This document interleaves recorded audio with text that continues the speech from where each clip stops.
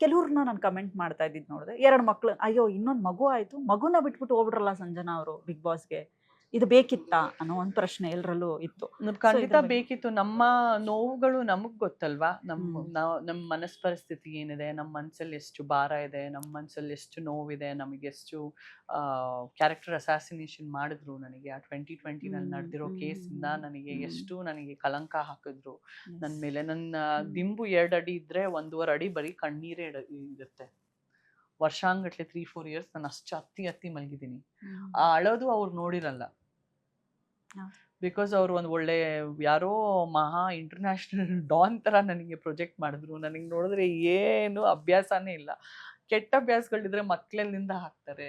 105 days ಇಲ್ಲಿ big boss house ಅಲ್ಲಿ ಇವಾಗ ಸಾಕ್ಷಿಯಾಗಿ ನಿಮ್ಮೆಲ್ಲರ ಮುಂದೆ ಇದು ಬಂದಿದ್ದೀನಿ ತೆಲುಗು ಬಿಗ್ ಬಾಸ್ ಅಲ್ಲಿ. ಒಂದು ಎಣ್ಣೆ ಇರಲ್ಲ, ಒಂದು ಸಿಗರೇಟ್ ಇರಲ್ಲ, ಇದ್ರೂ ಕೂಡ ನಾವು ಸೇರಲ್ಲ, ಕ್ಯಾಮ್ರಾನಲ್ಲೆಲ್ಲ ಕಾಣಿಸುತ್ತೆ. ಚಾಲೆಂಜ್ ಮಾಡ್ತಿದ್ದೀನಿ, ನನ್ನ ಬಗ್ಗೆ ಯಾರ್ಯಾರು ಕೆಟ್ಟದಾಗಿ ಮಾತಾಡಿದಾರೋ ಅವ್ರನ್ನ ನಾನು ಪ್ರೀತಿಯಿಂದ ಚಾಲೆಂಜ್ ಮಾಡ್ತಾ ಇದ್ದೀನಿ. ನಿಮಗೆ ಏನ್ ಅಧಿಕಾರ ಇತ್ತು ನನ್ನ ಹೆಸರು ಹಾಳು ಮಾಡೋದಿಕ್ಕೆ? ಸೊ ಆ ನೋವು ಏನ್ ನಾನು ನನ್ನ ಪರಿವಾರ ತಡ್ಕೊಳ್ತು ಅದು ನಮಗೆ ಗೊತ್ತು. ಸೊ ಆ ಕೆಟ್ಟ ಹೆಸರಿಂದ ಆಚೆ ಬರ್ಲಿಕ್ಕೆ ನಾನು ಹೋಗಿದ್ದೆ ನನ್ನ ಮಕ್ಕಳಿಗೋಸ್ಕರ, ನಾನು ಹೋಗಿದ್ದೆ ನನ್ನ ಗಂಡನಿಗೋಸ್ಕರ. ಬಿಕಾಸ್ ನನ್ನ ಪ್ರಕಾರ ಒಂದ್ ಮನುಷ್ಯ ಬಂದ್ಬಿಟ್ಟು ಅಕೌಂಟ್ ಅಲ್ಲಿ ಬರೀ 1000 ರೂಪಾಯಿ ಇರ್ಲಿ, ಸಂತೋಷವಾಗಿರ್ತಾನೆ. ಅವ್ರ ಮರ್ಯಾದೆ ಕಿತ್ಕೊಂಡ್ಬಿಟ್ಟು ಅವ್ರ ಅಕೌಂಟ್ ಅಲ್ಲಿ 10 ಕೋಟಿನೂ ಇರ್ಲಿ, ಅವ್ರಿಗೆ ನೆಮ್ಮದಿ ಇರಲ್ಲ. ಸೊ ಆ ಮರ್ಯಾದೆ ಕಿತ್ತಿ ನಮಗೆ ನಮ್ಮ ಮೇಲೆ ಏನೇನ್ ಆಗಿದೆ ಅದು ನಮ್ಮ ಕತೆ, ನಮ್ಮ ನೋವು, ನಮ್ಮ ಮನಸ್ಸು ಪರಿಸ್ಥಿತಿ, ನಮ್ಮ ಪರಿವಾರಕ್ಕೆ ಆಗಿದ್ದ ಹಿಂಸೆ.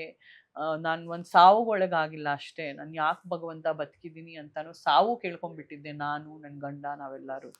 ಸೊ ಆ ನೋವು ನಮ್ಗೇನೆ ಗೊತ್ತು. ಹೇಳೋರು ಹೇಳ್ತಾರೆ ಏನ್ ಅವಶ್ಯಕತೆ ಇತ್ತು ಹೋಗ್ಲಿಕ್ಕೆ ಅಂತ. ಬಂದು ನನ್ನ ಜೀವನ ಬದುಕ್ಬಿಟ್ಟು ನೋಡಿ 2 ದಿನ, ನಿಮ್ಗೆ ಗೊತ್ತಾಗತ್ತೆ ನಮ್ಮ ಪೇನ್ ಎಷ್ಟು ದೊಡ್ಡದು ಅಂತ.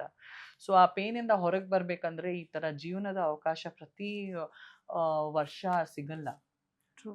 ಎಷ್ಟು ಕಾಂಪಿಟಿಷನ್ ಇದೆ. ಅದು ತೆಲುಗು ಇಂಡಸ್ಟ್ರಿ ಅಂದ್ರೆ ಎಷ್ಟು ಜನ, ಲಕ್ಷಾನ್ಗಟ್ಲೆ ಜನ ನಾವು ಹೋಗ್ಬೇಕು ಬಿಗ್ ಬಾಸ್ ಮನೆಯೊಳಗೆ ಅಂತ ಕಾಯ್ತಾ ಇರ್ತಾರೆ. ಸೊ ಅಂತ ಒಂದು ಅದ್ಭುತವಾದ ಅವಕಾಶ ಬಿಟ್ಕೊಂಡ್ಬಿಟ್ಟು ಇನ್ನ ಮನೇಲಿ ಅಳ್ಕೊಂಡ್ಬಿಟ್ಟು ನನ್ನ ಜೊತೆ ಇದಾಯ್ತು ಅದಾಯ್ತು ಅಂತ ಸೋತೋಗಿರೋ ತರ ಬದುಕೋದಿಕ್ಕೆ ನನಗಂತೂ ಇಷ್ಟ ಇಲ್ಲ. ಸೊ ನಾನು ಹೋಗಿದ್ದೆ ನನ್ನ ಮಕ್ಳಿಗೋಸ್ಕರ, ನಾನು ಹೋಗಿದ್ದೆ ನನ್ನ ಗಂಡನಿಗೋಸ್ಕರ. ಅದು ನನಗೆ ಗೊತ್ತು, ನನ್ನ ಪರಿವಾರಕ್ಕೆ ಗೊತ್ತು, ನನಗೆ ನಂಬಿರೋರ್ಗೆ ಗೊತ್ತು, ನನ್ನ ಆತ್ಮೀಯರಿಗೆ ಗೊತ್ತು. ಅಂಡ್ ಈಗ ಗೆದ್ದು ಬಂದಾದ್ಮೇಲೆ ಪ್ರತಿಯೊಬ್ಬರಿಗೂ ಗೊತ್ತು.